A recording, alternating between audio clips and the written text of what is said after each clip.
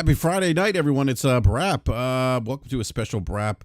Sorry for the delay here. We're supposed to go live at 9:15, but stuff happens. So here we are. I was on Crossfire earlier for a little bit, and hopefully Slomo was on that show. I'm not sure if he's going to join us tonight, but I think he might join us. But anyhow, I do have the one and only. I got Mr. Lee Hampton, or Hamp, as we call him. What's up, Hamp? Or especially Lee Hampton, as I hear I've been referred to by some, and I also now refer to myself. I will accept the nom de guerre, Raymond Reddington. That's too funny, man. Yes, especially Lee Hampton. Especially Lee Hampton on his mission to stop acting like you're trying, like what was it? Stop acting like you're out to educate the world, or something to that effect.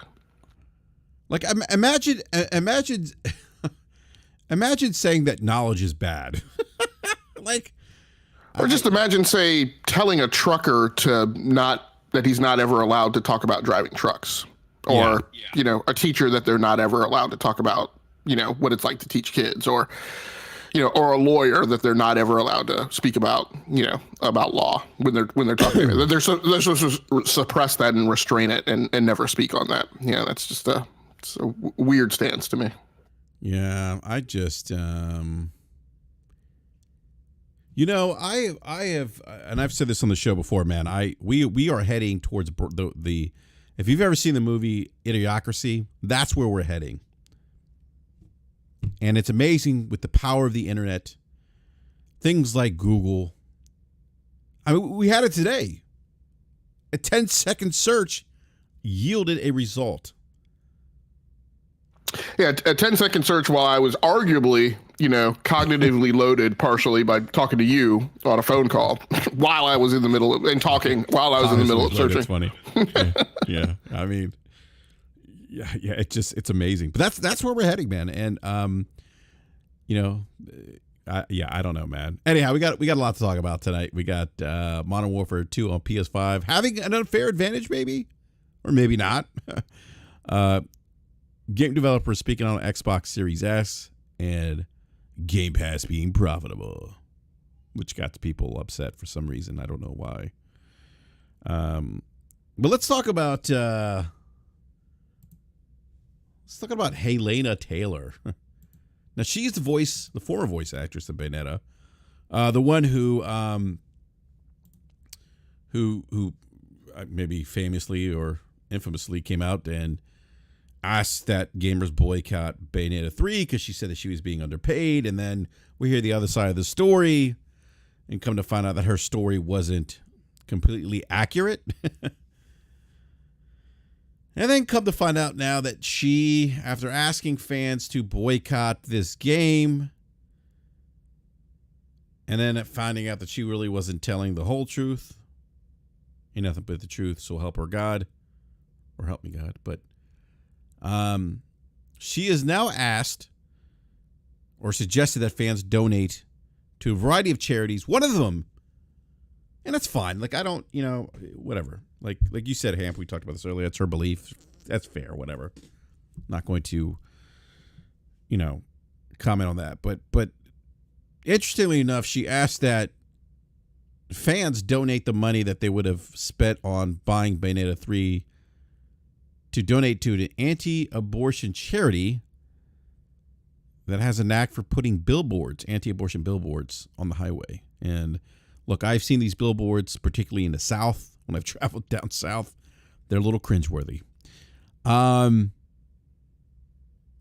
So Hamp, she is, I said this when we first heard her allegations she made those allegations that she was wronged, and then we find out that no, in fact, she was actually offered more money than she initially led people to believe.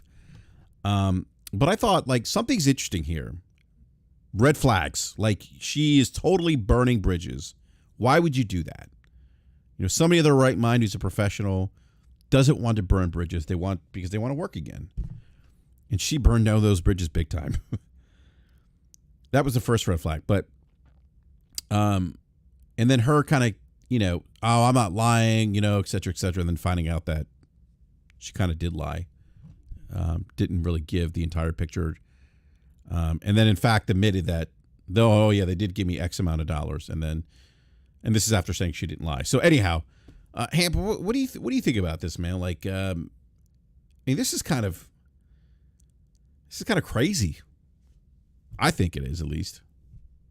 Yeah, I mean, I feel like we're kind of watching the meltdown of a human being kind of being held in a public space. Kind of what where a person gets when they're kind of flailing to, I won't necessarily say attract attention, but achieve whatever objective they're trying to achieve. She's definitely kind of, hands flailing and flogging in the water, trying to keep her head above it, and it's just kind of resulting in maybe some things that would be unexpected.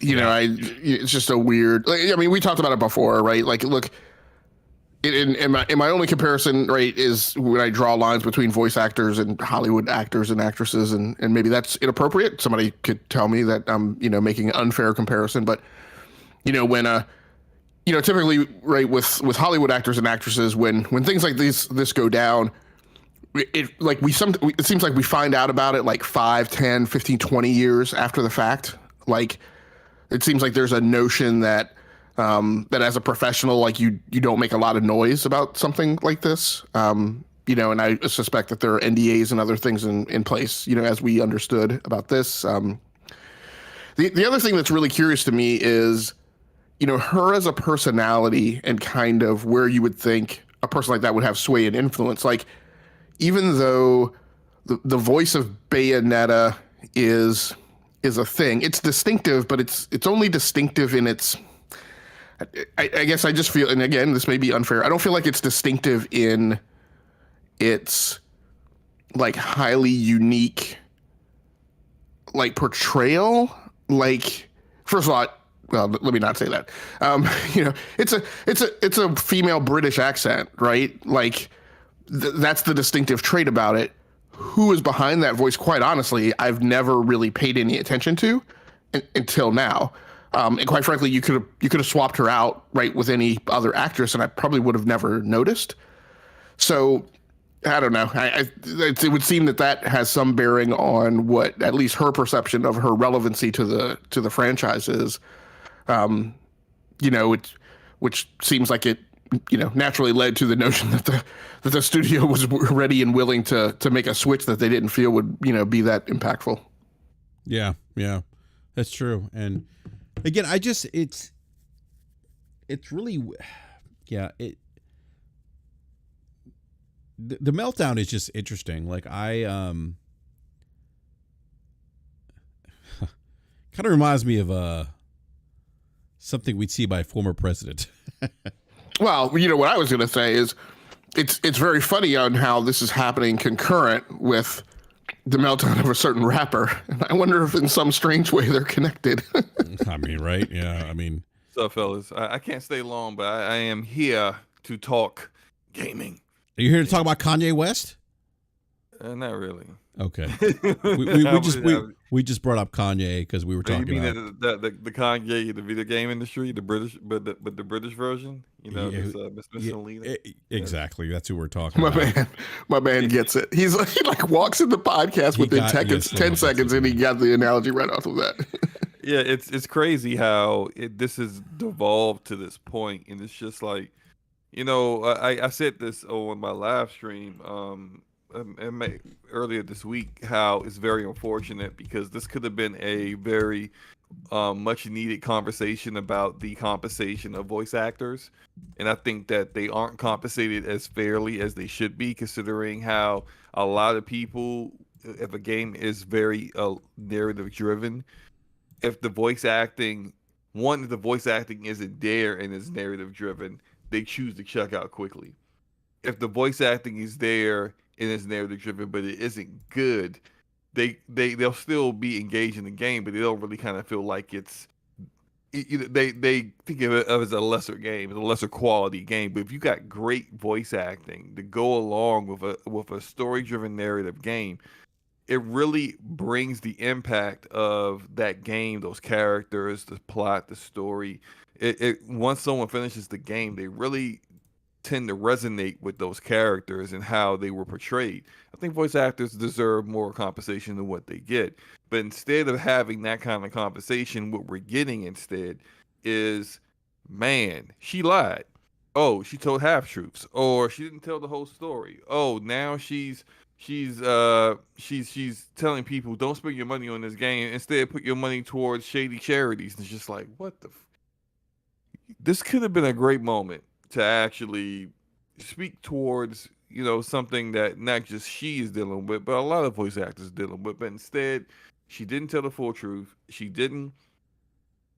She actually threw shade towards one of her fellow colleagues, and instead of right, and instead of actually having a point, she does in a way have a point, but all that point is completely overshadowed by her own actions. Yeah, she made it about herself, Slomo. Yeah, and it's absolutely. just like it's crazy because we could have been having a different conversation, but instead we're just talking about how she's probably never going to get work in this industry ever again. Yeah. Which maybe that doesn't matter to her, but for someone who quote unquote is struggling. By the way, I said quote unquote, but I'm not quoting her, so forget the quote unquote. But just the paraphrase some of her videos where she's talking as if like she really needs the money. She didn't do a great job of that by the actions that she took and the things that she said and the decisions that she made. Well, the thing that it brings, two things that it brings up, just to piggyback on Slow-Mo's comment that, this would have been a great time to highlight some of the issues that go on in voice acting, right?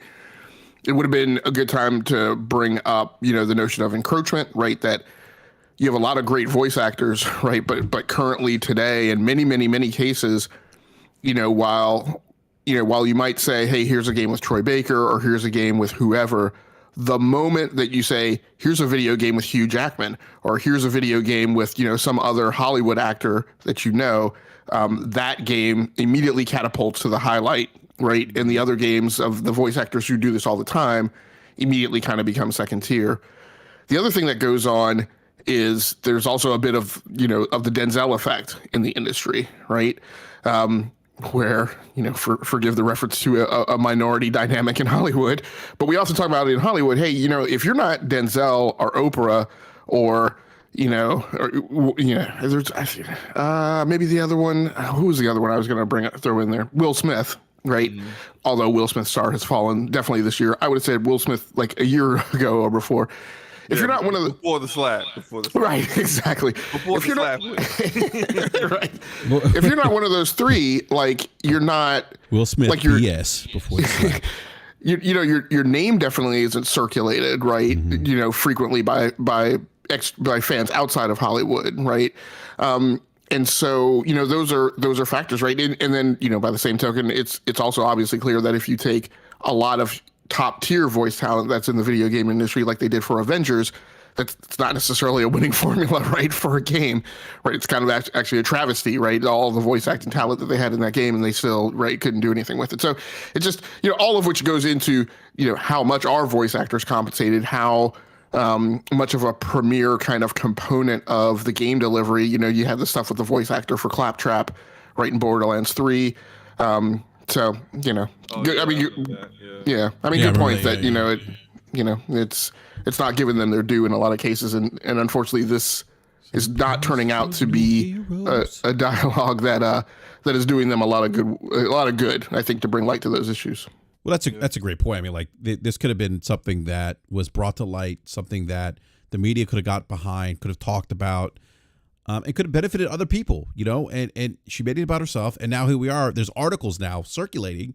I think Jason Schreier was the first that I saw bring this to light that, hey, the money that you were saving with not buying Bayonetta, here's some other charities you can donate to it. And one of those charities happens to be an anti-abortion charity that puts up anti-abortion billboards. And look, and that's, I'm not going to say that, I'm not going to attack anyone's belief on that particular subject, but that's just, but that's become the focal point now. because she lied. She made it about her, and she's done. I don't see her coming back. I don't see her getting a job in the gaming industry ever again after this. They just I think she's done, but she did mention theater, so maybe like maybe she go theater. maybe those industries don't cross pollinate too Maybe much, not, yeah. where like her reputation in gaming isn't going to affect her getting an acting role in the next theater or whatever. I don't know what the theater scene is like in the UK, but maybe she'll still be good there. But as far as this being a avenue for getting her name out and the financial compensation that could have been from it, I think she's done. She's done here. I think she was done even if she just would have just kept it towards, hey, look, we aren't fairly compensated, and here's why, and didn't actually make all the mistakes she made, because like these publishers and devs can be very petty, and they can be like, oh well, you speaking out on, okay, well we don't have to hire you. I mean, she wasn't getting a lot of work in this industry anyway. The last thing she did was, I think the last thing she did was she voiced Bayonetta for Smash Bros. Like 3 or 4 years ago, and then before that it was Bayonetta 2. So she's not even really getting a ton of work. She's basically only been the voice of Bayonetta. She's not like Jennifer Hale, who's been the voice of Bastila Shan in Knights of the Old Republic. They can put all gaming in a headlock at this point. The female version of Commander Shepard in the Mass Effect trilogy. She's done a lot of roles that are iconic, that people like I mentioned these two characters, people immediately know. You can just picture who these characters are and how great a job that she did, with likely way more lines to recite and emote from than Helena had to do with Bayonetta.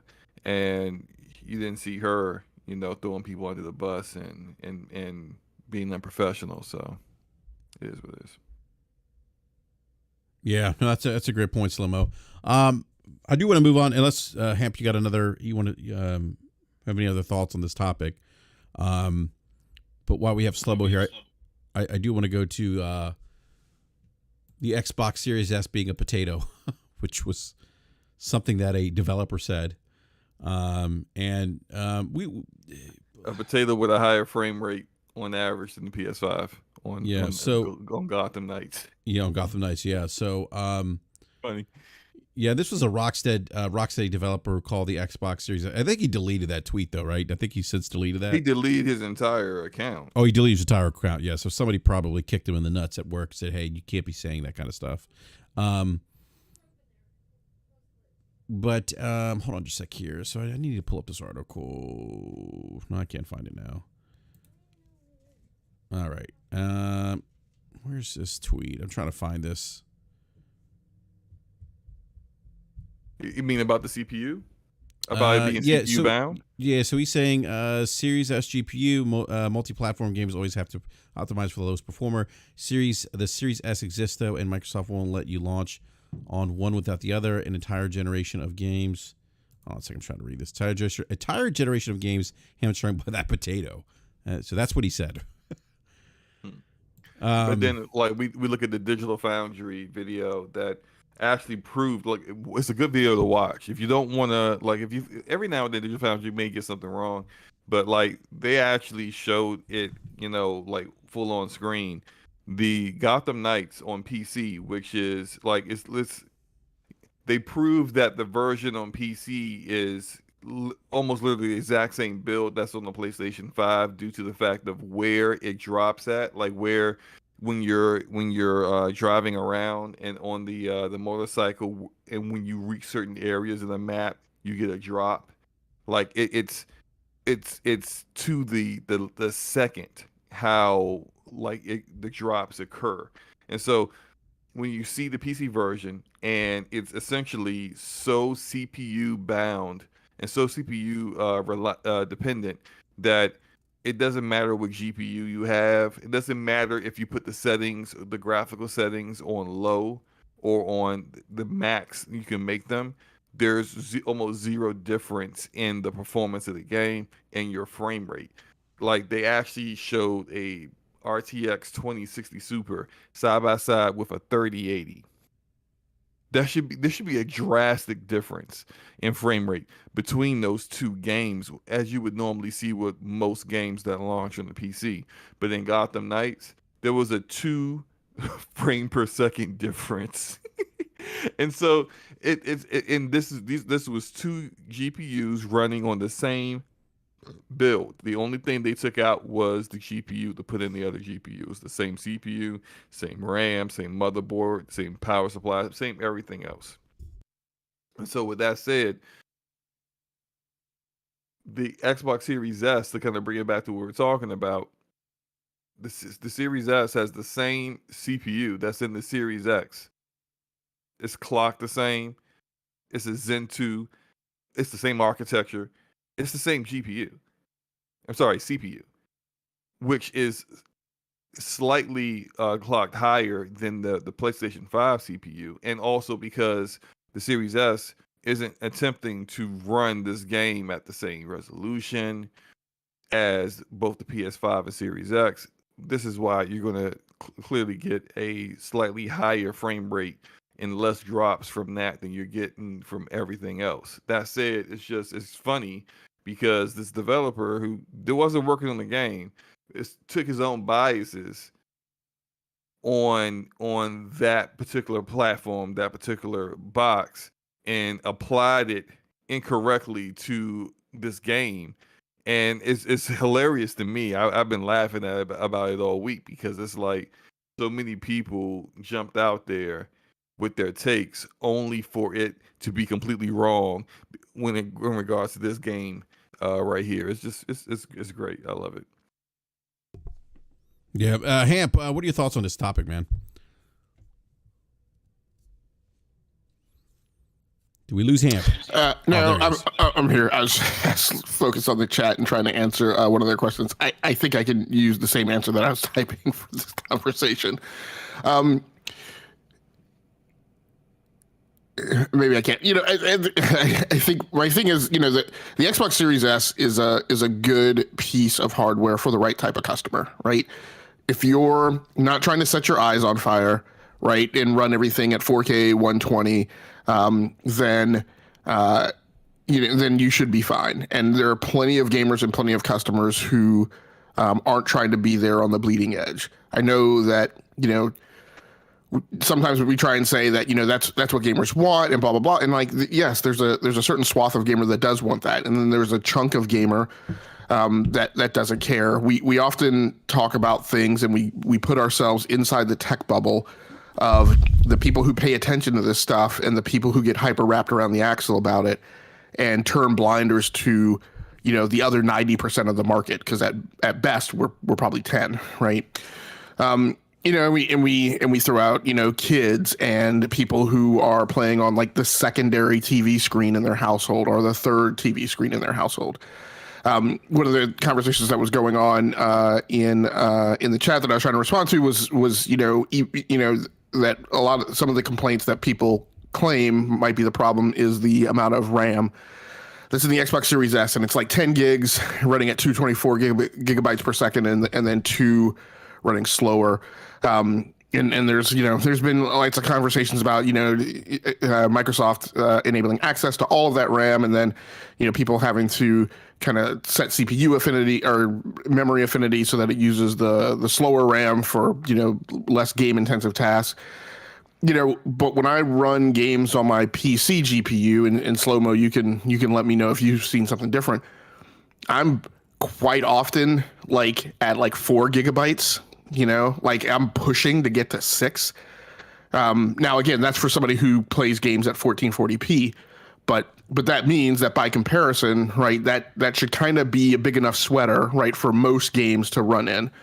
And certainly people are starting to push things, and that's going to mean that your tuning is going to have to be a little more, potentially be a little more elegant. But again, my big problem with this whole conversation about Gotham Knights, and the thing that person said is, I'm fine with you complaining about the Xbox Series S if you're only deploying to console. But the moment that you are concurrently developing for PC, I just kind of don't want to hear it, right? Because the Xbox Series S at that point doesn't become the lowest common denominator. No, it definitely isn't. And I think part of this conversation came up a while back, and you probably remember this, Slow-Mo, when there was, I think when these consoles were first being discussed, there was that, who was it that brought it up? I can't remember now, but I know that's something we had Optimus Code on, the late great Optimus Code, rest in peace. Something he talked about how, when you're having, in Microsoft's case, having developed for multiple specs, the Series X, the Series S, that from a design perspective, initial design perspective, that the lowest common denominator could hold back design, but that was it, right? So I mean, like it's, but to your point, Hamp, like it's, it isn't the lowest common denominator. The Series S isn't. It's we talk about the PC specs, but I just thought that this conversation. I gotta run. I'm sorry. Yeah, no doubt, Slow-Mo. I appreciate you coming through, man. Take care. Yeah, Enrique, too, man. Peace out, guys. Yeah, all right, man. See you. I appreciate it, man. So, but that was something that he talked about from a design perspective, like initial design perspective. But yeah, it's and there was also an article that kind of ran with that tweet to Hamp, where it was like, oh, developers are saying, according to this person. And I was kind of like, yeah, it was just two people that said it. I wouldn't apply that to all developers unless we've heard other developers say that. Exactly. I haven't heard I've heard some developers complain about the Series S, but I would, but not to the point where I would say extrapolate that to apply that to the rest of the industry. Like I just wouldn't do that because I don't know. And that's kind of what I saw with that article. I felt like they were citing two sources and they were saying developers. Well, yeah, developers plural too, but that's not all developers. So I didn't agree with that article. I forget the website that put out that article. To be honest with you, I don't remember. I just remember laughing at it though. And that's not to say too. I think the thing that gets lost in conversation is that people assume that because you have a Series S in the Xbox ecosystem, that means you won't have good games, and I don't agree with that at all. I've seen some people kind of hint at that. I think that the Series S isn't going to hold back Microsoft having great content on their platform. It hasn't yet from what we've seen so far. Like I can't say that there's games that aren't coming to Xbox because of the Series S. At least I'm not aware of. So that's just my 2 cents on the whole Xbox Series S being a potato thing. Hamp, go ahead, man. Yeah, I just don't give that comment a lot of thrift. I mean, again, as I mentioned before, you have to develop for a wide swath of specs. So, like I said, I don't know. Yeah, but go ahead, man. No, go ahead. Oh, yeah. So, as Slobo mentioned, that guy, that developer, did delete his tweets. But yeah. So I just wouldn't put too much stock in that. And that's not saying they may, it could be a situation where you have some developers, and I've heard this, that aren't overly excited about doing it, and that's fair. But I wouldn't say this is across the board, or that the entire industry is shunning the Xbox Series S. What's interesting? Speaking of the Series S, Hamp, I don't know if you heard this, but according to our good buddy Satya Nadella, who listens to the show, by the way, most people don't know that. Almost half of people bought the Series S are new to the Xbox ecosystem. Well, that was the comment I was trying to make, that I dropped sync on again for a second, because somebody was saying, I think maybe Capono was saying about there being no dev kit for the Series S. So I was looking that up, and there is reference to a GDK for the Xbox Series X and S, but it seems like the way they mention it, that it's a unitary GDK, and I don't know that for certain, but there may just be one GDK for both the X and Series S. Somebody mentioned that You actually do an export of the project and then actually develop a branch of the code for the Series S that I guess aligns to its specs and limits. I don't know how true that is, but I can see that would make sense. But what I have been saying about this particular, with the Gotham Knights and whatever, is that, at the end of the day, most gaming companies want to sell their product to the most people that they can, which means while, this is a thing that I try and say to developers, and I try and say it a little carefully depending on kind of what mixed company that I'm in. But I think, if you're listening to this show and if you're paying attention, I think maybe it's fair to say that after a while of listening, you kind of, set a good baseline of kind of knowledge and awareness, and can start kind of maybe nuancing a little bit more of your understanding and your interpretation of things. And one thing that I would say is, once you do kind of hit that baseline, one thing to understand is a lot of times we say, hey, listen to the developers. Now I'm doing my Steve Ballmer developers thing. But then after you kind of listen to them for a while, the next nuance to kind of understand is starting to understand that maybe you don't listen to all developers. And I need to be careful about how I say that. So let's talk about software development as a career. And I apologize if some of you have heard this framework before. The way I kind of look at it, and again, I'm a person who's a hiring manager who's interviewed thousands of software engineers, systems engineers, and then, mentored and coached them through their career and handle people's promotions and all that kind of stuff. When you come out of college, the way I look at a developer is I kind of look at them as a coder or a programmer. Once they hit kind of the 5-year point, the whole mentoring and coaching them through their performance is helping them understand that, hey, the next stage I need you to get to is to move from being a programmer to a software developer. And what that means is, as a programmer, look, I'm going to give you a very compartmentalized task, and I'm going to need you to do that. And I don't need you to necessarily focus on like the entire technology stack or the whole breadth of the software or yada, yada, yada. As a developer, at that 5-year point, I need you to start asking questions, right? Asking questions like, hey, I understand what it is that you want me to do, but what is that impact on this other thing that I need to integrate with, right? What APIs are we calling? Does this make the most sense? Should we use this other tool instead of this other approach? So that's that 3 to 5 year range. Going from to the 5 to 7, maybe early 5 to 10 range, I start looking for people, and now the pyramid's getting skinnier, right? I start looking for people that I think of as software designers, right? That means, hey, I'm architecting the next thing.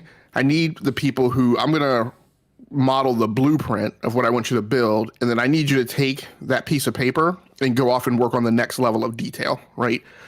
And start fleshing out kind of what needs to go in there to fill it in, right? So that's a software designer. Then 10 to 15 years maybe is when I start looking for who are my architects, right? Those are the people who are able to solution like at an application level. And then 15 years and beyond, right? Then I'm looking at kind of higher level architects, and we talk about solutions architects, domain architects, enterprise architects, right? And I start looking at people who can put the whole thing together, right? The applications across the enterprise, what the data layer looks like, et cetera, et cetera. My whole point is that when you hear things coming from a developer, right? And I would say maybe a couple things.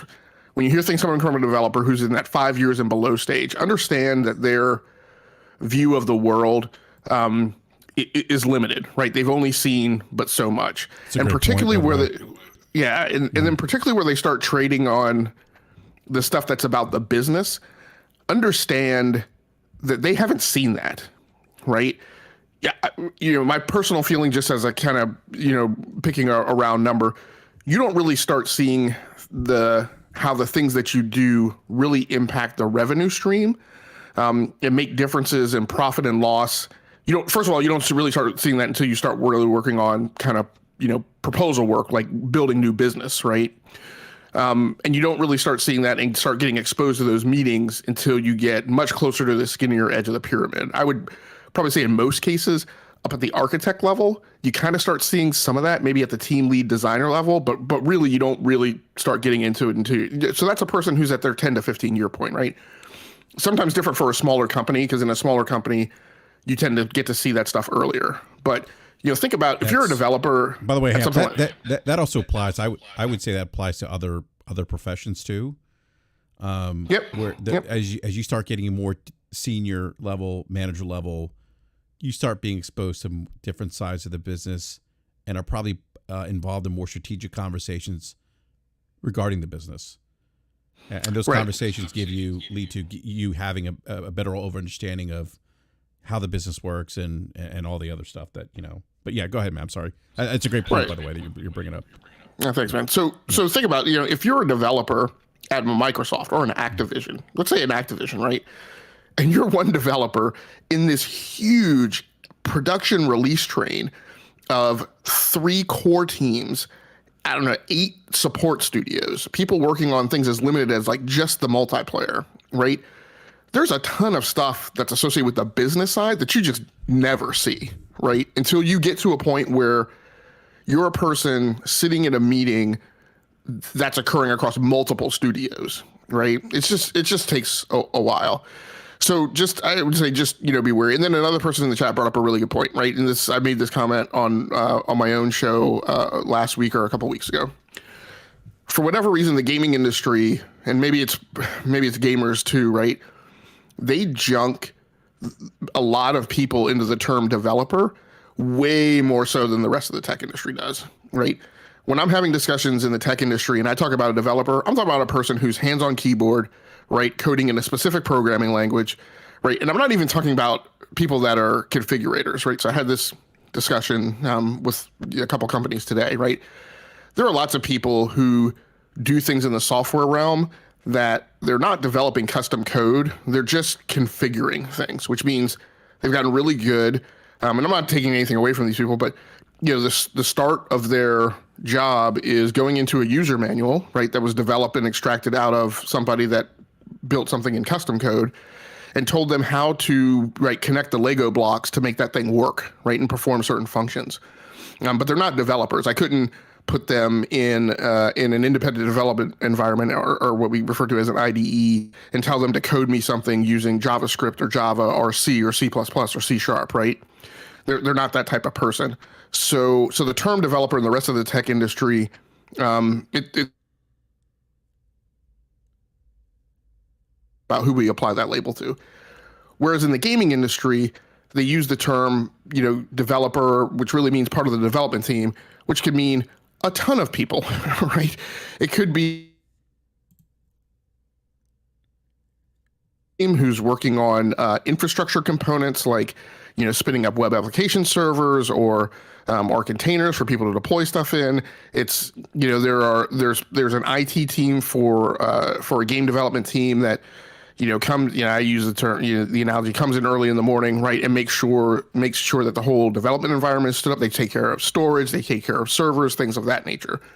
We apply the term developer to them as well. Are these things on-prem?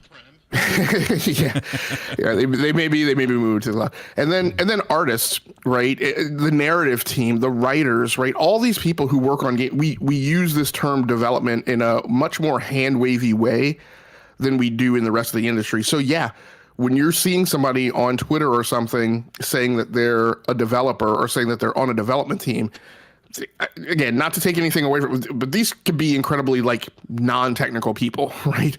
Not much more than, they use a given set of tools, a set of tools like Adobe Illustrator or something. I believe this guy was an artist too, by the way, Hamp. Yeah, that's what somebody mentioned in the chat. Yeah, so, just is the person who I would look to from a technical perspective to be the one most savvy on commenting. Can you repeat that again? Because you cut out there for a second. Oh, did I? I don't know that I would look at an artist as the person most technically savvy to be in the place to make the best comments about the capabilities of any given hardware platform, because they're not directly involved in hardware optimization or writing the code that has to be deployed on that hardware to function, or working through the abstraction layer, or calling the APIs, and so on and so forth. Yeah, no, that's a great point. That's a great point, Hamp, that, the lens that people look at things through is going to change as they get more experience, in that professional setting. And that really is a great point. I mean, it really is. I mean, because as you were, mentioning that, I was kind of thinking back to my own early on in my career, and the perspective I have, today than I had 15 years ago when I first started doing what I'm doing is much different. I'm much more informed, aware of, things that I wasn't aware of in 2007, for sure. But Hamp, any other comments on the whole Xbox Series S thing?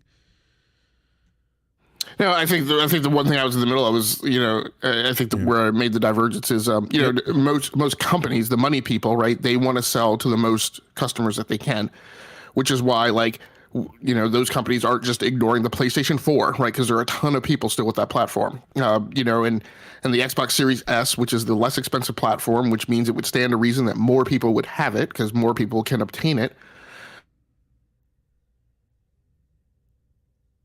And so, developers are going to develop for it, whether they like it or not. I said in a tweet, I'm sure it's a pain in the butt in comparison to coding for the Series X because you have more constraints. But the money people are going to want you to code for that platform so that the game can be sold to users of that platform, and that should be a sizable chunk of people.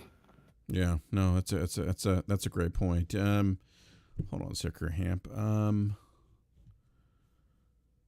Sorry, give me a second here, man. All right. No, that's a great point. That's a great point. So I do want to move on to some commentary. And I had a video go out about Phil Spencer. Phil Spencer had some commentary to the Wall Street.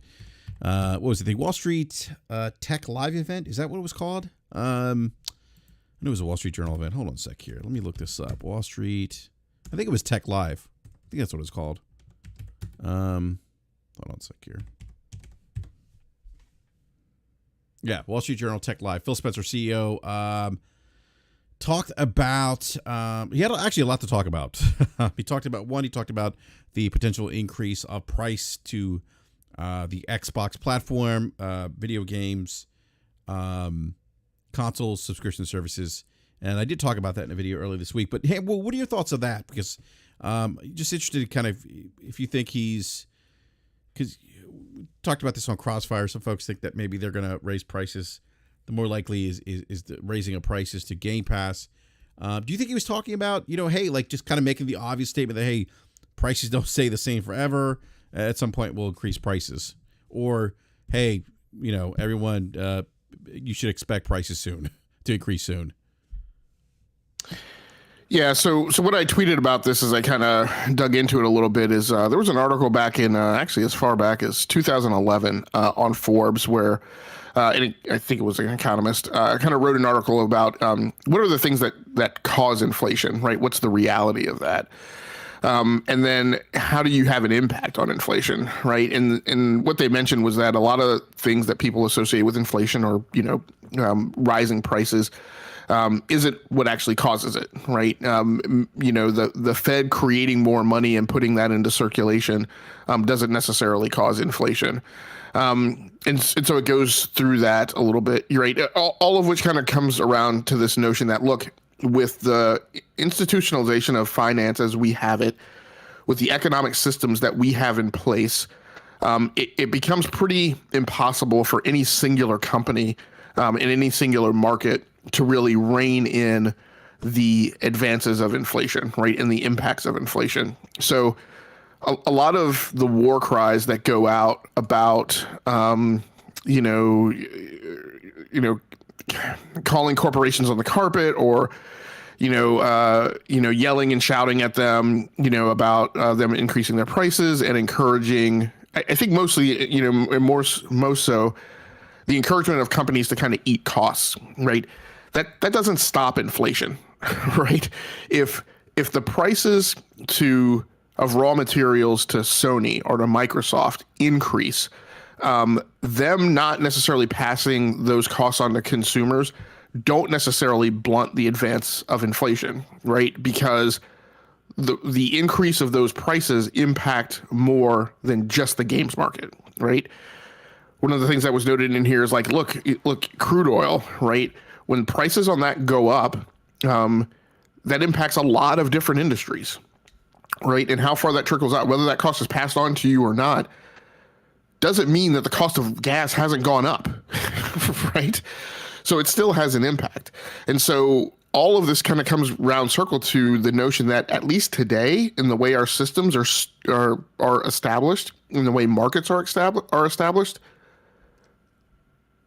price increases are essentially inevitable, right? The only thing you can do as a consumer to protect yourself from them is to not buy products or not buy products from specific vendors, right? If you feel like they're increasing prices. But, yelling at them to not raise prices doesn't really necessarily do anything if the prices behind the curtain are still being raised, right? Because all those things have knock-on effects to all sorts of other things around them. The other thing that I commented on is was more about there was some rabble about you, and maybe by not going to affect me as well, calling into question. And I didn't get a chance to. There was somebody on YouTube, Buck, who I think made some comments on another one of our videos, and I just haven't gotten a chance to swing back around and respond to him yet.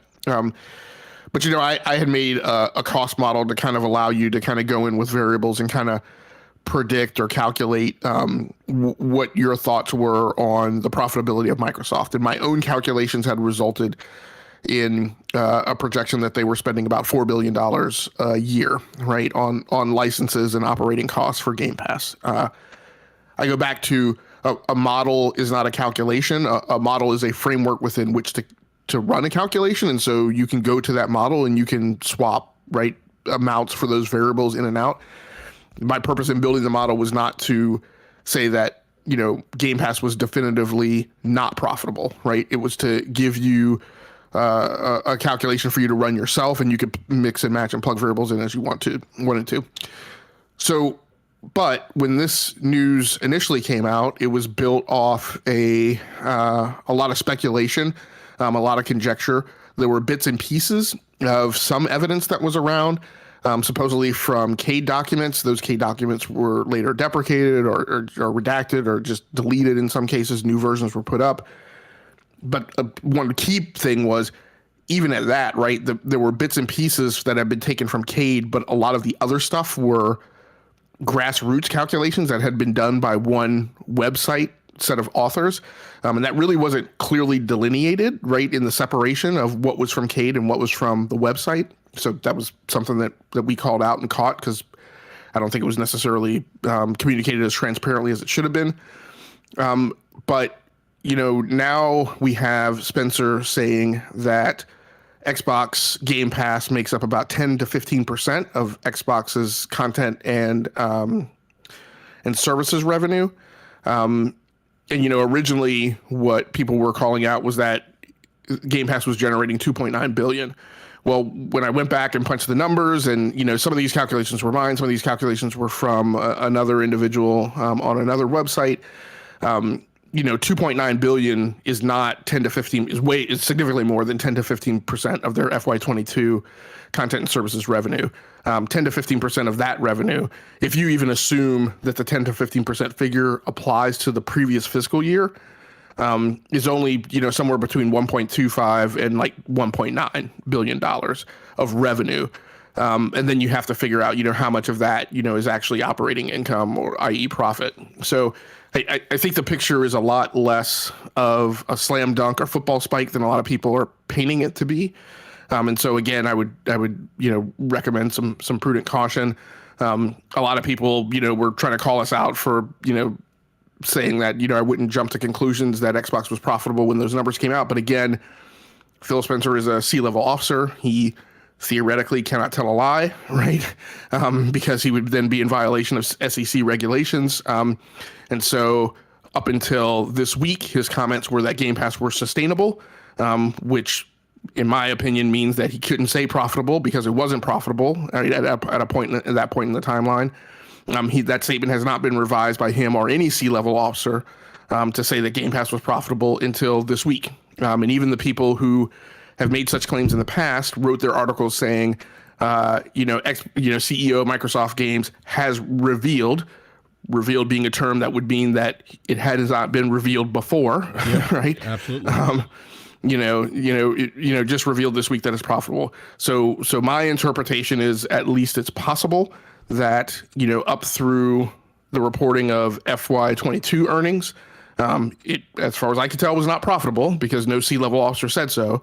And now we have a C-level officer saying that it is. In the span rate of that time is roughly a quarter, or at least 2 earnings reports have dropped since then. And so, it's entirely feasible that it wasn't profitable right at the end of FY22, but it is profitable now. Now, how much does that mean that a number has moved to go from sustainable to profitable in a 3-month time frame? Probably not much, right? And so, you might want to qualify that as, it could be barely profitable. It could be $1 profitable. I don't know. But again, I don't think I've heard a statement that would tell me, go run off to the moon, run a victory lap, right? And wave dollars in Sony's face because, we've proven that we've won the war. I don't think that's the case. Yeah. And it's interesting, like, when people were, because I did bring up the use of conjecture, and someone was kind of trying to piggyback off Phil's commentary or statement that, in fact, Game Pass is profitable now. Man, that doesn't change the fact that that comment was still conjecture back then because it was made without any... It was made without any official statement from Phil or company, and now we have that official statement. So, yeah. But no, it's and I said this on my on the video I did this week. Like, if I see people pom-pomming and pointing, their snubbing their nose at others, saying, "Oh, we told you it's profitable. We told you it was going to be like no one knew it was going to be profitable.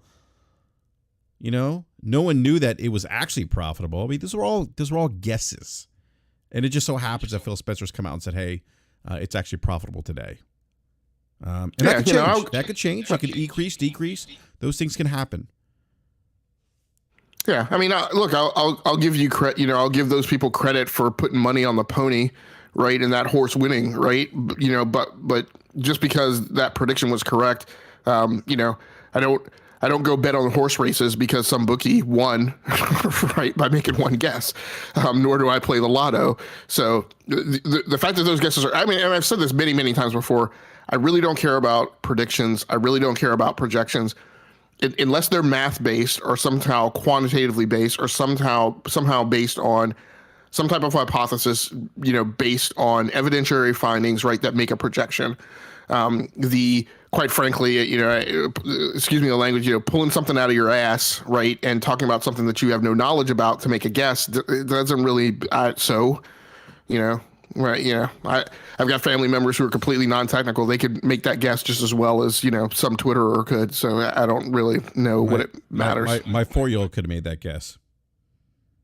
Right. 50, 50, 90. Yeah, exactly.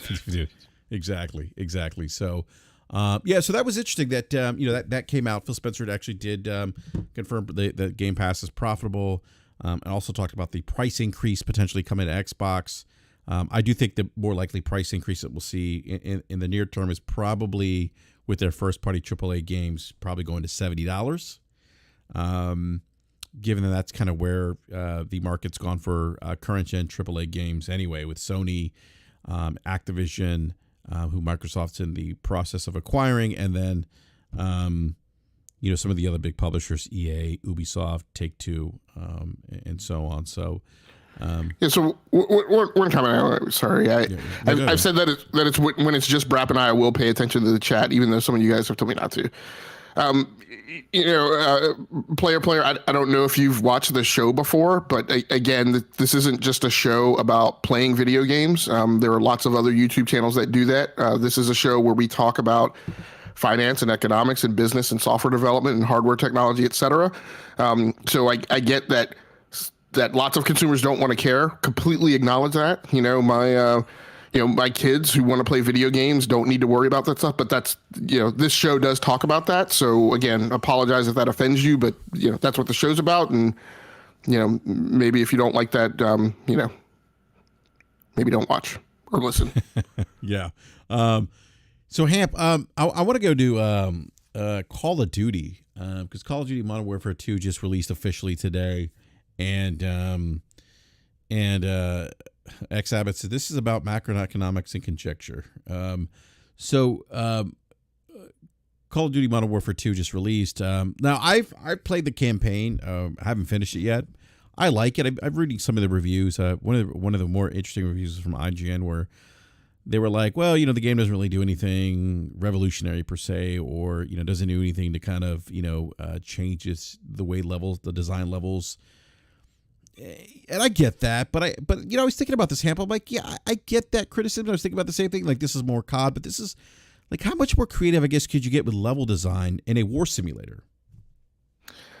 It's tough. I mean, I've been watching this all week, and I guess I don't know if it's still embargoed or if just a lot of media outlets are following this trend of, when it's a multiplayer PvP game, they've gotten to this mode where they've started pumping the brakes on, popping a score right off the bat, that they kind of, give it some time out in the wild and kind of want to play with it for a week or so before they come out and drop their score. And I know IGN has put its out at, I think it was a 6 of 10. Yeah, and I wouldn't give it a 6 out of 10 myself. If you were to ask me to throw out a score, I'd probably say a 7.5 out of 10. Because even though it's more of the same, it's more COD, it's still entertaining to me. Like I played games that have had a long shelf life, and I've gotten tired of them. I am not tired of the Modern Warfare titles in the COD franchise. I don't care for the other ones.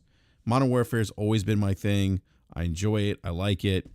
And even though I've played numerous iterations of Modern Warfare, I still think this one is a good one. Like, I'm enjoying it. I'm having fun with it. Now, does it revolutionize Call of Duty? No.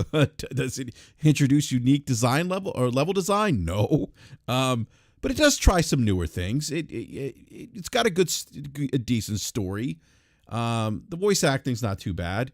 There's some cheesy one-liners that you would expect like out of a Hollywood blockbuster, but still, like, I enjoy it. But again, back to my original question, Hamp, is with the war simulator, like, how much more like creative can you get with level design? I don't know. Well, this is, and that's why I was saying, this is a hard one. So I don't want to let them or the industry off the hook for innovating. I think I get that while it may be hard, like, somebody needs to figure it out. I mean, it's not good, I'd say, overall for the industry, for any design or any framework or any kind of paradigm, of product on the market to remain stayed. That still begets the question. And somebody, Josh Ayers in the chat said, do we just need a break from COD for a few years? And here's my personal struggle, right, as a gamer, to help play a player out who wants us maybe to talk about things from a gamer's perspective. So let me give a little inside baseball on Hamp, right? I've been going, and I spent years and years and years and years chasing the, heavy story-driven narrative, right, kind of third-person action adventure stuff, right, or just the stuff with deep story. I used to be a really big, like, hey, games should have story and blah, blah, blah, blah. Now, just because of my lifestyle, like, I'm a big PvP person, right? I just enjoy it. And with that being kind of my wheelhouse now, I don't know that I need a brand new COD every year that's revolutionary. And this is why I think I'm not as bothered by this notion. And on lots of IP, I've suggested that companies move in this direction, right? That I don't know that Madden needs to be treated like a new release every single year, right? that could just be sold as software as a service, right? And I just get the update, right? And I think COD could do that same thing too. And there's been, there's been talk about that from Activision. I mean, if COD had an annual subscription, and you just paid into that, and did season passes, and then you got, new updates as, new modes and maps, I think I might be okay with that. Because do I need a new COD that's revolutionary? No, I think I just need a new coat of paint, right? Every once in a while, I'm playing Call of Duty Black Ops Cold War still because I don't personally think Vanguard is good. And really my only wish and desire for Modern Warfare 2, even though I'm trying to keep myself in this framework of the review score I'm looking for, I don't know that I've convinced myself that I need to follow that historic thumb rule for myself.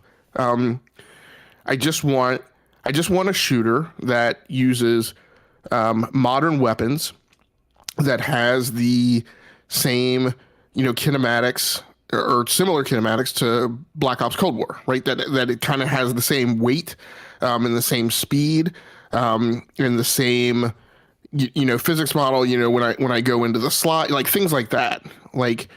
That's kind of all I need, and I just need that on some new maps and a new battle pass and array of weapons to progress through that's differentiated from Black Ops Cold War.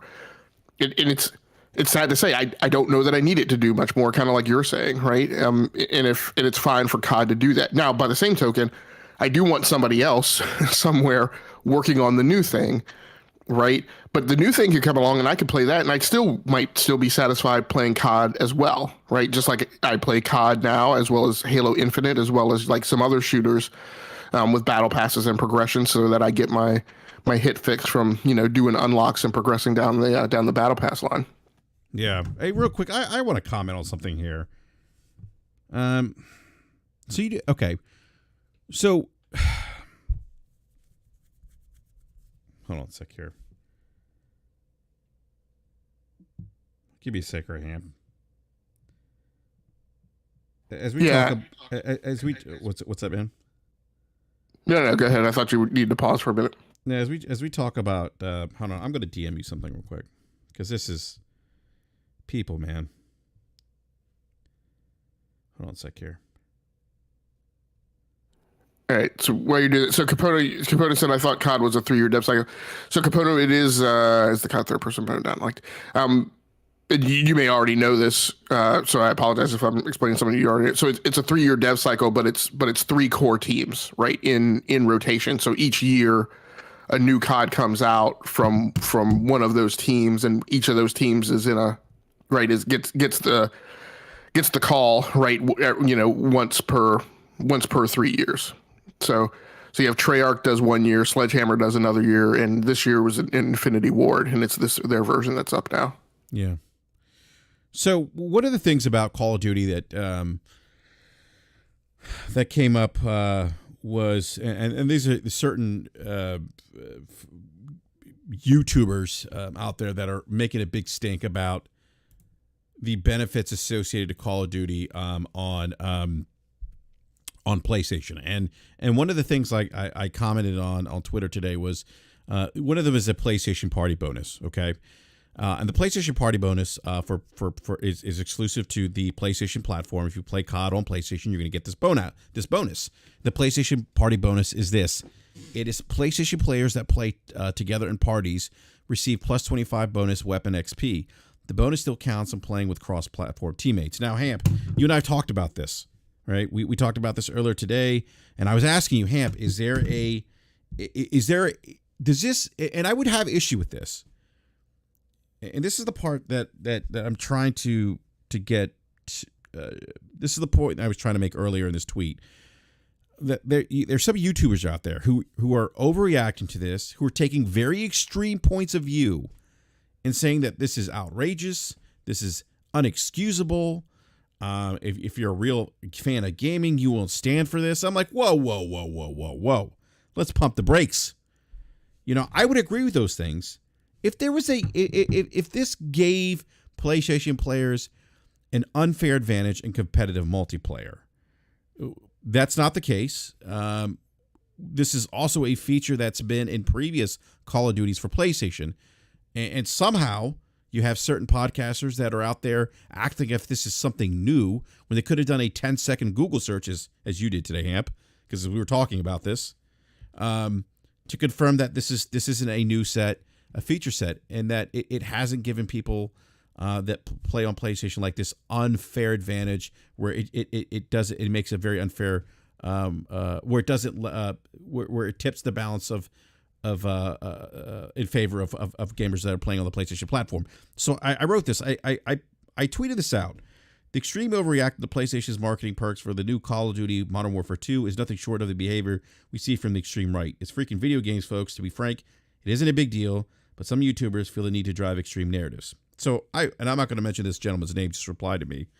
Dude, I've seen my share of dumb shit on this app, but brother, you took first place with this tweet. I just lost all respect for you, dude. First of all, the fact that someone lost respect for me on a social media platform who I've never met in real life, and my only interaction has been on a podcast on a social media platform, I give zero fucks, number one. I just don't care. Like, I don't know you.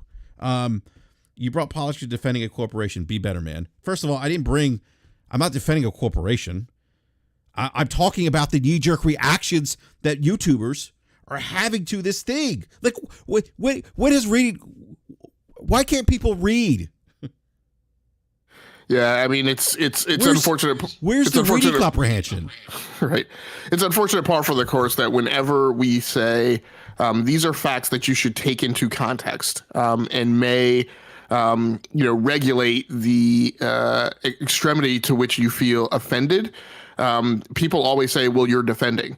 I'm like, no, I'm not necessarily defending it. But, when you bring up a thing and act like it's the first time it's happened, and I'm like, no, it's been happening since 2020. So, as far as my own regards for consistency, if you haven't been flipping out about it every year since 2020, I don't know why you're flipping out about it now.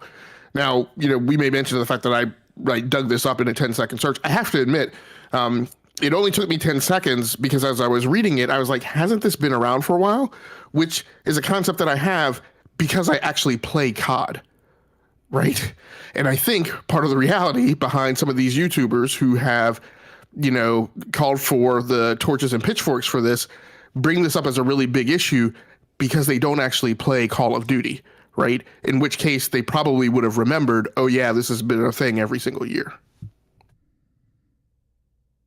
Yeah, and let me tell you something. The people that are unhinged by my extreme right, that lets me know two things. You either probably are the extreme right or leaning very close to it. Yeah, and I think as you made that comment, right, my own interpretation of it, and this is why I think it's reasonable to question other people's interpretation of it. My own interpretation of, any individual could have said extreme right or extreme left. Doesn't really matter. The point is we're pointing out people that have perspectives and views that are of an extreme end of an extreme end of the spectrum, whether it's left or right. I don't really know how super relevant that is at all. Yeah. Well, I use the extreme right because of the more recent events. I feel like that was an easier point to drive home. Insurrections, stuff like that. I don't know. I mean, that's, Yeah. Zeitgeist, news cycle. Yeah, definitely understand, why pointing to the thing that probably has the most relevance, right? At a point in time. Hold on, I'm sorry. I'm go ahead, Hamp. I'm just trying to type back here. No. Yeah. So, again, a lot of the outrage today was over, over this, I forget what it's called now, PlayStation. Gosh dang it. I had this because I tweeted out and now I've forgotten what it's called. Please. Sorry, guys. I apologize. It's roughly here at the top of my tweets. Oh, yeah. PlayStation Party bonus. Sorry. So a lot of the outrage today was over this PlayStation Party bonus, which grants a 25% earning rate bonus in weapons XP for people who are playing in a PlayStation Party.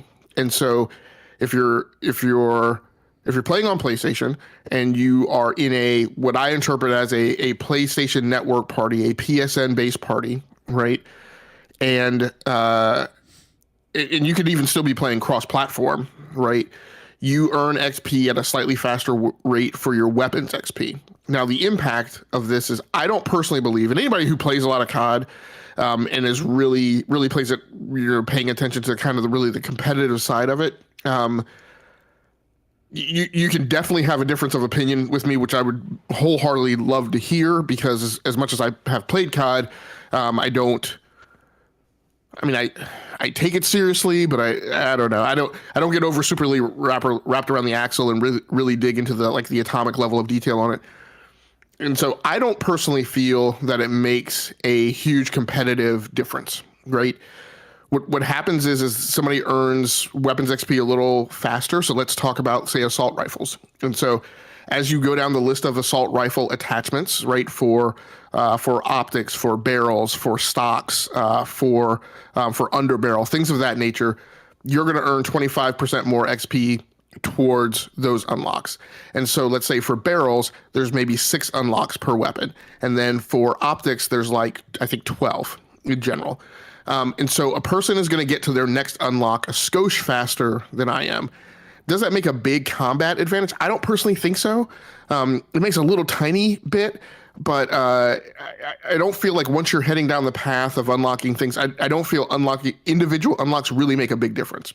Once you get a weapon and you unlock everything, right, or have unlocked 80% of everything, then it starts to kind of make a difference, because you can put together specific configurations, right? You have all these guys like Charlie Intel and other places that tell you, hey, these are the best optimal configurations and loadouts, right, for the game, right? And they'll take one weapon like the M4, right, and they'll tell you these are the attachments you should piece together. Now, the way I play, first of all, most people, I think, just make their build for a specific weapon based on the latest thing that they've unlocked, right? As you unlock a thing, you attach that thing to the weapon.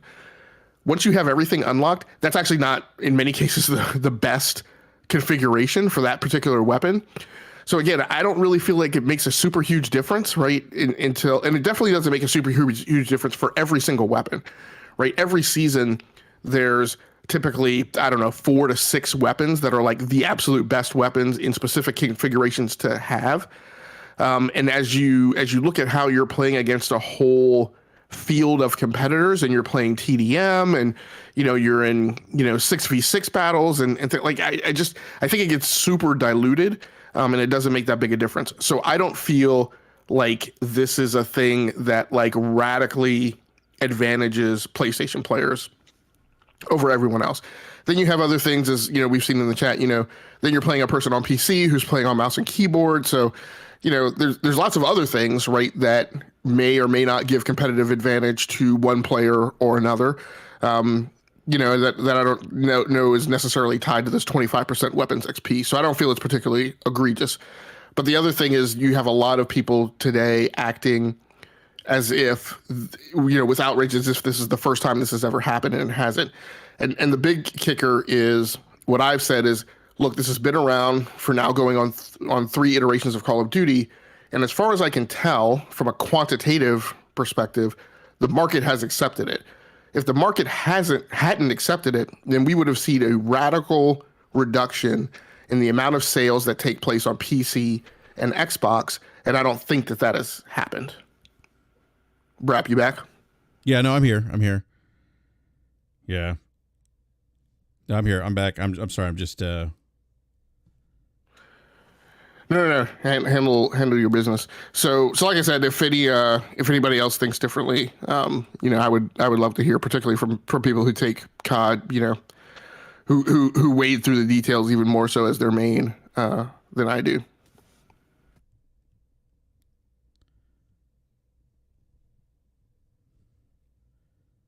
Sorry, man. I'm just commenting. This is so ridiculous. People are hyper fixated on the political aspect of my tweet. If you're bringing politics in, if you're concerned about the political aspect of it, you're too close to it. You know what I mean? Yeah, it's funny how some of those branches in your thread went down the rabbit hole way deep on the political, which was just some salt that you threw on it to give an analogy. Yeah, and that's exactly what I was doing. And here's look, I have friends that are conservatives that are on the right that aren't extremist. Okay. Not everybody who's a Republican is an extremist. I have Republicans who hate Donald Trump. I have Republicans who can't stand and think it's an embarrassment what happened January 6th. But what I was referring to was you have YouTubers out there, and to me the best analogy that I could use was the extreme nature of politics, or and again I use the right here, the extreme right. Like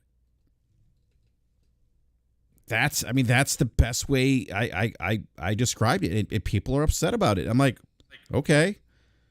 Yeah, and if a person really pulled your whole argument apart, right? What they would have also realized is like I would say I would profoundly identify the notion of people complaining about imbalance or something that essentially they're heading down the path of it being anti-consumer. That seems like a particularly liberal point of view and or democratic point of view. And again, that's not me denigrating it. That's just identifying it with who I think I would normally hear that argument come from. And again, I think they would have realized more so to stay on topic than to take it completely down the road of but I guess maybe people are hypersensitive now since we have a major election coming up here in a week. I don't know. Maybe that's what everybody's focus was on. Yeah. And so this person's saying that it shouldn't have been either. Okay. I said, would you prefer to have been extreme left? He's like, it shouldn't be either. Okay. So then unfollow me and go have a conversation with somebody else. Like, I don't know what else to tell that individual. Yeah. I don't know.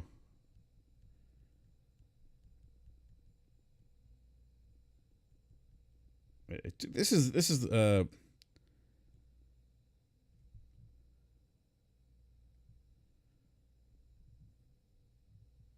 don't know. This is the problem with now I'm being accused of clout chasing, because that's what we do on the show. I think we've definitely entered the twilight zone on that one. Yeah, I can't. And this is for somebody who posts like very inappropriate stuff. And that's exactly. the delicious irony of all this. That plus the kind of wackadoodle perspectives on gaming is why that individual is blocked on my list. Which quite frankly is about 50% of the stuff that you send me is for somebody that I have muted or blocked. No, I don't blame you. I mean, like, I just like look. It's. I don't know, man. I would, based on my personal experience, I would say that person is heavily leaning on the right, and that's why they're offended by that comment. Right. I mean, look, I don't know. Maybe people think this is an arrogant statement, or maybe I'm trying to prop myself up as better than them. It's not really my intention, but like, look.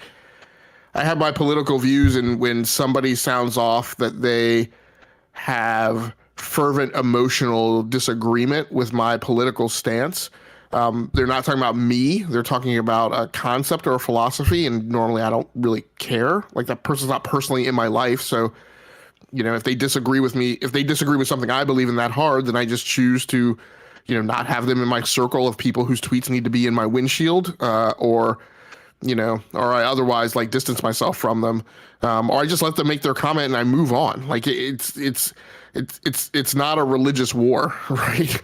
For the two words literally that you put in a lengthy tweet, in a lengthy thread actually about a topic in gaming, it seems like it's fixation on that particular element, which, as you mentioned, right, like as we've been talking about kind of in the BRAP panel chat right this week, like. The fact that people fixate on a thing says more about them than it says about the person who made the comment.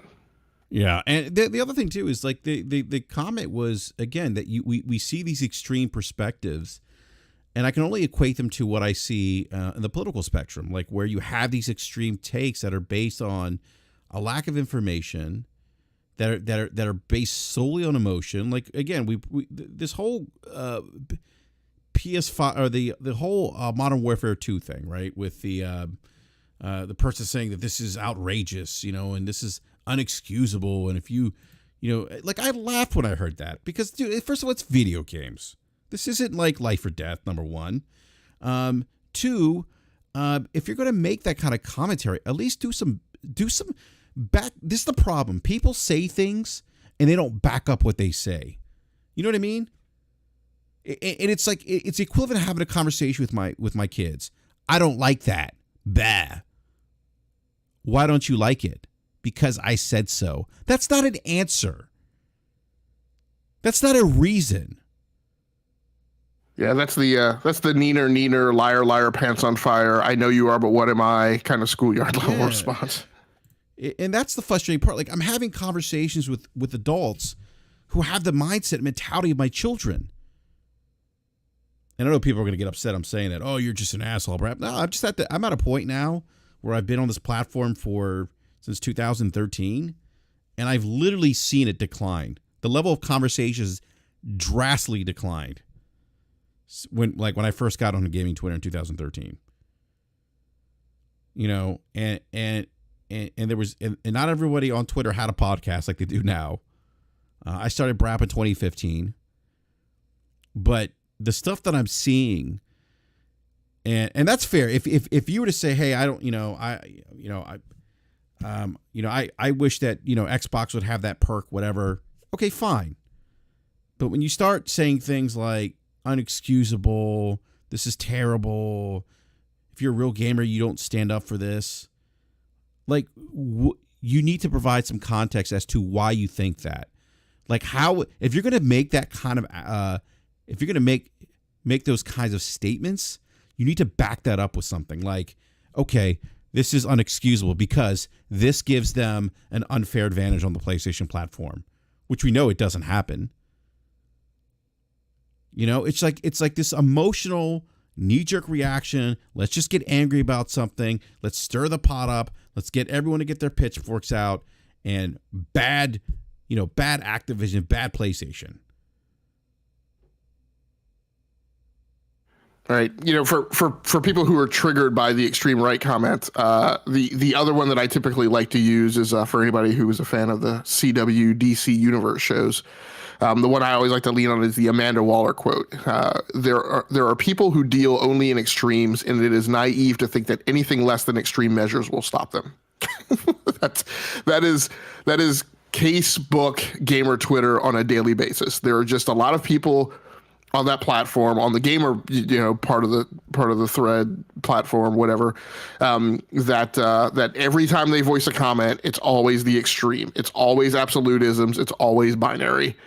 And like it actually, quite honestly, like gets tiring on a day-to-day basis. Like the fact that it's impossible to have a nuanced conversation, that it's, anytime you bring any detail behind the technology or the industry or the business into it, it's always like we have in this case, like you're defending the corporation.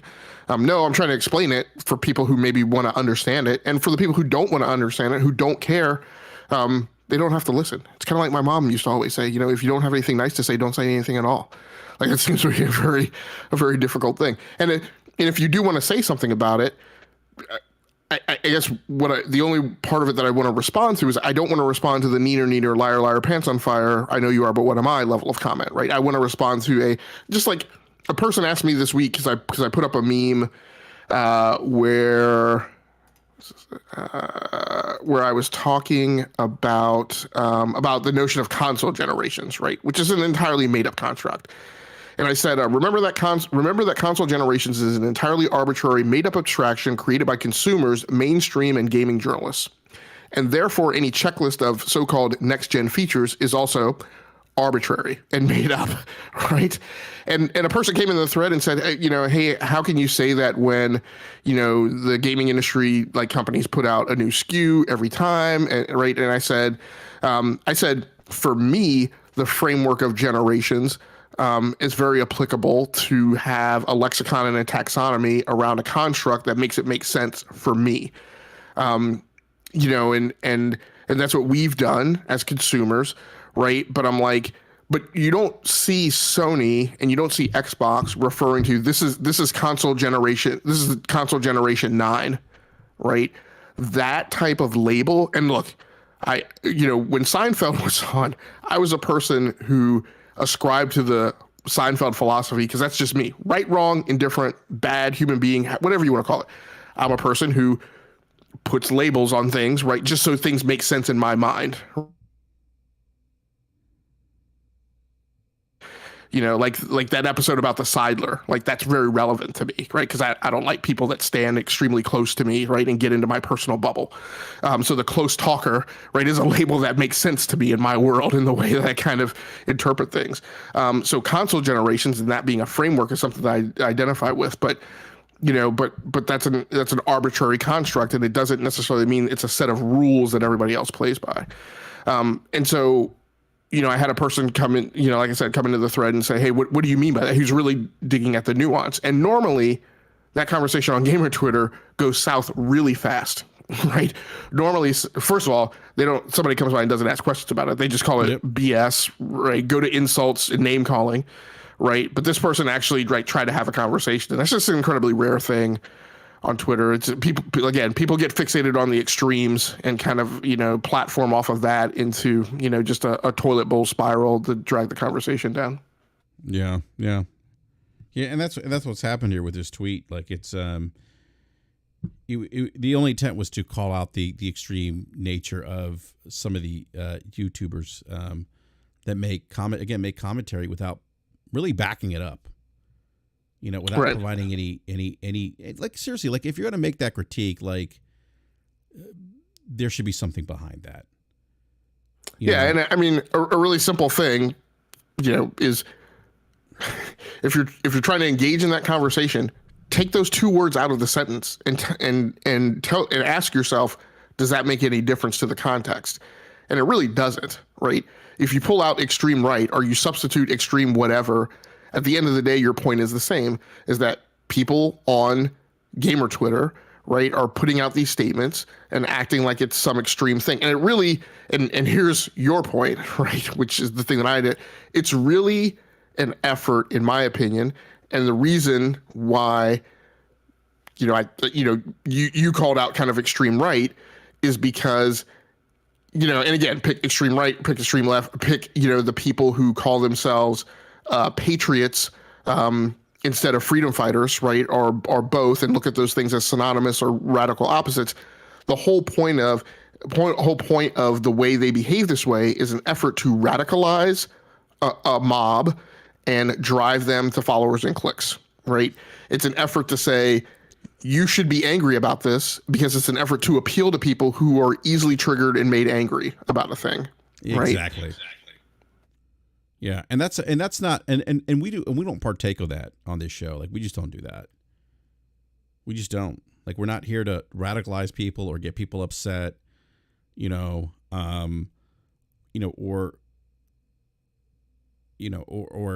try to tear down another company. We just don't do that. That's not what gaming's about. Like this, like I got to a point, honestly, Hamp, where I'm just tired of the. It seems like it's like, okay, what are we going to be angry about today? Right. And I'm like, for crying out loud, like this isn't gaming, it's entertainment. Like if you're getting angry about gaming on a regular basis, you're doing it wrong. You're not doing it right. You're doing it wrong.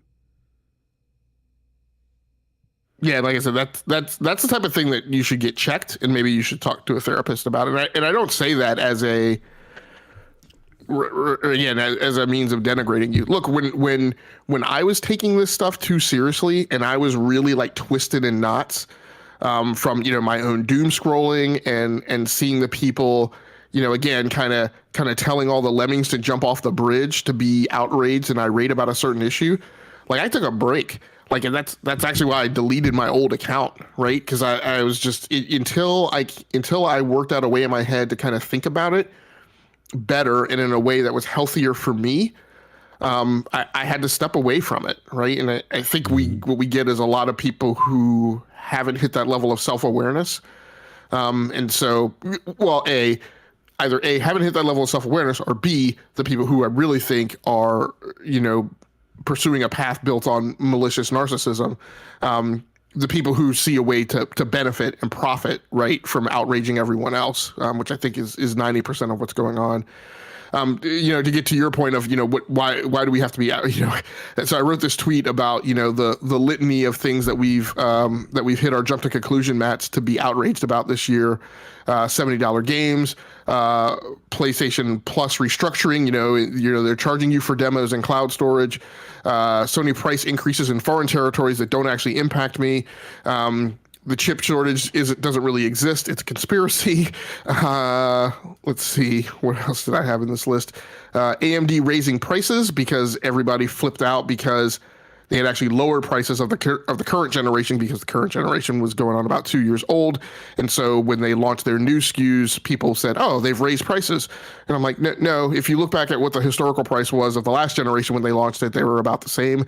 Boycott Bayonetta, which we talked about tonight. CMA is on the take. They're taking bribes. The Gotham Knight devs are lazy. And then tearing down pre-production games before they've even released. Microsoft wants to convert the whole industry to a subscription model, which Phil Spencer said specifically this week. He doesn't even want to convert all of Microsoft to a subscription model. This game is not next gen, which we also talked about a little bit this week. We're good about compiling things to be outraged about, and all that isn't to say that. Look, any one of these individual things, being bothered by them, is fine. It's just the degree to which people like saber rattle about some of these things to me is sometimes incredible, right? Like I was saying before, like I don't know that it makes sense, and I certainly don't think it's mentally healthy to treat each of these things as if they are some outrageous, egregious, punitive, malicious thing that's targeting you as an individual. That's just a weird stance. To me, it's just a weird take to hear people use those kinds of words to describe a video game or describe something that's been part of a video game, and that doesn't do anything to really hurt consumers per se. Like, it's not creating a bad experience for the other side per se. It's not. It's not giving an unleveled playing field. It's not doing any of those things, and instead people just look at and they look at the the verbiage. They just see that PlayStation has this, but they don't look into, okay, well, how do these things impact the people who don't have it? And if the answer is it doesn't impact them, then what is it you're really shouting about? You know what I mean? Like you're getting upset over nothing. You're getting upset over something that's inconsequential. That's the mindset, and this is why I get I'm kind of at a point where I'm just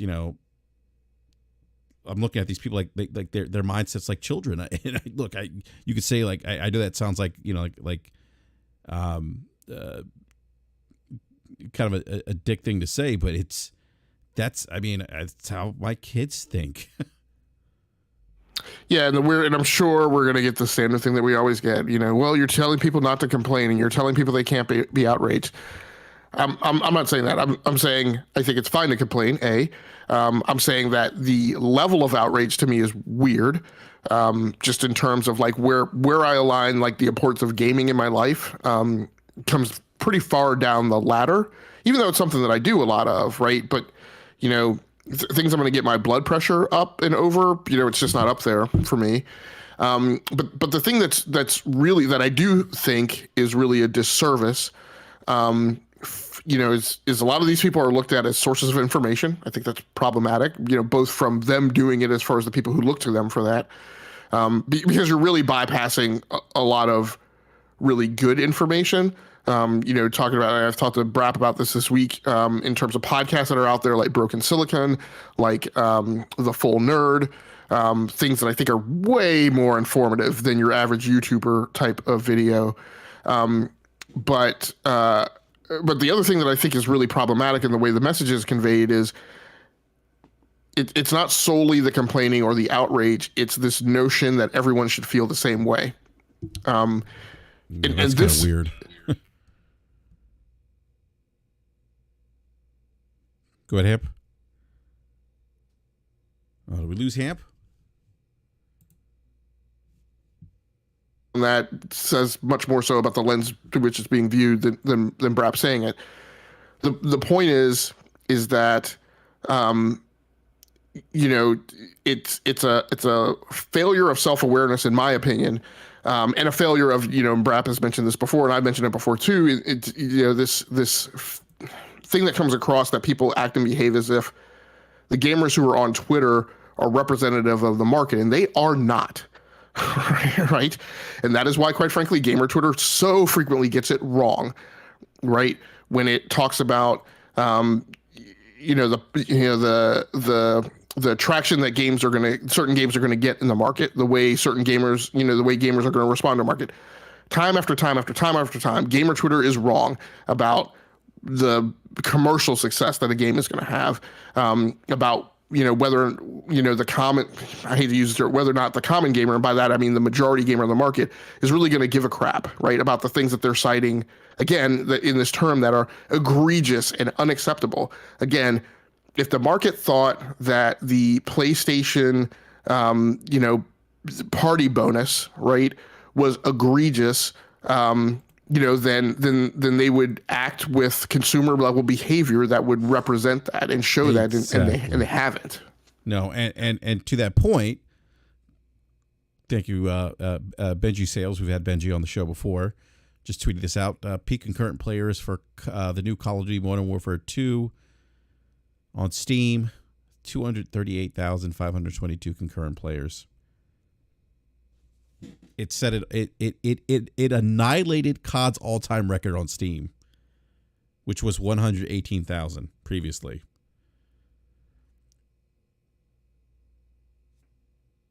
The last Call of Duty game to launch on Steam, Call of Duty World War II, concurrent players, 56,627. Well, that's the thing too, right? And back to $70 games. This is on Steam. Right. It's doing this at $70 games. Yeah, paid game. There's no way to get into the ecosystem unless you pay the entrance fee. This is a paid game at $70 on PC. Right, and there was naysayers as this is not going to fly on PC. PC players won't stand up for this. But this goes back to, look, we always talk about the demand for products. People are going to pay for things they want. And that's it. Yeah, and this is a thing where, again, I go back to, gamer Twitter's attempt to do market analysis, I think is winds up so often being wrong because they, because they drive by emotion, right, instead of by, fact, right? When you talk about Modern Warfare 2 and you talk about kind of it coming out on PC and you talk about whether or not people are going to pay $70 for it, like I said about myself, there's a big chunk of that PC market that is heavily PvP, right, focused. What else are those people playing, right? They're not happy with Halo Infinite. They're not happy with Battlefield. There is no Battlefront out right now, right? You have a segment of people who like Apex Legends and Fortnite, but there's room in the market, definitely, I think, for a third player, obviously. And Fortnite doesn't do it for everyone. Like Fortnite's popular, but it's also third person, right? And there are some people who that's just not their favorite thing. There's, again, this isn't my opinion and the way I feel about it. There are some people who feel like it has like cartoony graphics and they don't like that presentation style. That's fine. People will have those preferences. Again, there are people who, and it's Battle Royale, right? Which, not everybody is a super huge fan of. Again, Warzone is huge, but Warzone doesn't drop for another 2 weeks or something like that for the new Warzone 2. Yeah, so something like that. Yeah. But again, in my opinion, a more level-headed, market assessment that's not driven by emotion would have said, oh, there's a very good chance that this game is going to do well. And probably most importantly, there's a very, you're only talking about the Steam numbers, so you're not even talking about all of the PC numbers because the thing's still being sold on BattleNet. So my prediction is that it's going to actually sell better right this year because of having Steam as an outlet. And yeah, play. I don't disagree with you. People are playing that games, but also I would say your market segment of the gamer who is appealed to by COD isn't maybe necessarily a person who's spending a ton of time in Fall Guys and Among Us. Some of them are, right? I play Fall Guys too, but No, I know, and you're just throwing out examples, and definitely those things are out there. But I guess I think the way I'm thinking about it is, for Battle Royale, but also for multiplayer PvP, while there's a ton of titles that are out there, in my opinion, there's only the way the market seems to respond is they gravitationally collect around 2 or 3 really big planetary bodies right in the gaming sphere. I mean, pretty much, yeah. Madden, NBA 2K, and COD. Yeah. And I'm talking about like the specific market spectrum of like PvP shooters, right? And, either battle royale or multiplayer. Yeah. The way the market seems to respond is they really collect heavily around 2 or 3 big titles. And yeah, I would probably put Overwatch up there, even though there's a lot of but. So for multiplayer PvP, I don't know what else is out there, right? For shooters that people would heavily collect around. And there's certainly room for a behemoth title like COD to do, especially when you talk about then, okay, so the Battle Royale market, who again may not be appealed to as much by Apex Legends or Fortnite, people, while COD may not be their main, people are still going to play that because you earn unlocks in that you can utilize over in Warzone, right? Not entirely, but some of them you can, right? Yep. Yeah. No, I got to say though, back to what I was the original point with Call of Duty Modern Warfare 2. I'm definitely enjoying this, and it's a fun game. I'm having fun playing it. I did hear some people say the story was cheesy. I like the story. I like the intrigue. It's like a good action flick. Probably the best way to describe it. And on top of that, isn't the Call of Duty for single player always a cheesy story, like to a certain extent? Yeah, I mean it is. Yeah, if you're looking for a deeply narrative experience, you're not going to find that on Call of Duty. Yeah, I mean, it's a continuity. These are the same characters, right? That we saw during Modern Warfare 2, right? And we saw some of them in Black Ops Cold War. Yeah. So this is kind of, it's a reboot of Modern Warfare. I mean, you got Soap McTavish is back. Right. Who's the other guy? I can't remember. You still have Captain Price in there, right? Yeah, Captain Price. Yeah. I mean, I haven't played it, but my expectation was we would see most of the characters from Modern Warfare come back. Is Alex in there from Modern Warfare? The CIA agent who lost his leg or whatever? No, he's not in this one. He's not in this one. Yeah. Gotcha. But no, it's a great look. I'm playing it on PC, which is the definitive version of COD. I just want to throw that out there. I did have there were some technical performance issues with the game freezing up on me a couple times. That actually happened quite a bit. When you played, new drivers weren't out for that game. No, they weren't, and I should mention that the drivers weren't out for the game yet. So there was a few times, maybe 3 or 4 times, where the game froze on me and I had to restart. There was a couple times, and actually the game would freeze during cutscenes. That's when it would freeze, and then there were some issues. But that happened to me the last Call of Duty Modern Warfare, by the way, on PC as well, the one that came out in 2019 during cutscenes. Now I don't remember if it was more frequent than this version, but I do remember that happening during cutscenes as well. But then also there was a weird thing where I could see, like, I don't know how to describe it, man. Like I saw like geometry on the screen and it was like triangles and shit. Like I don't know how to describe it, man, but it wasn't the actually, like I could see bits of the character model, but then like these like triangles or squares or something in the background, but no assets being loaded in. Does that make sense, Hamp, what I'm describing? Yeah, so we should mention that new drivers for the game, which I'm sure target optimization for Call of Duty Modern Warfare 2 did drop yesterday for NVIDIA.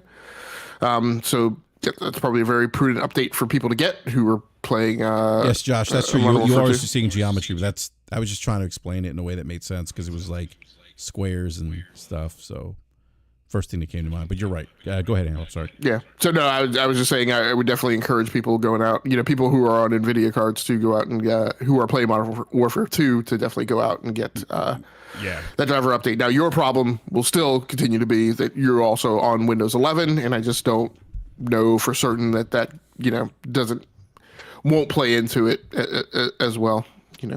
Yeah, lazy devs. I'm joking, by the way. Joking. Because that's going to happen. That people are going to say that. Yeah. But no, outside of that, I mean, there were not a lot of issues. The issues weren't as frequent as to the point where I was like throwing the controller down. I'm like, I'm not playing this.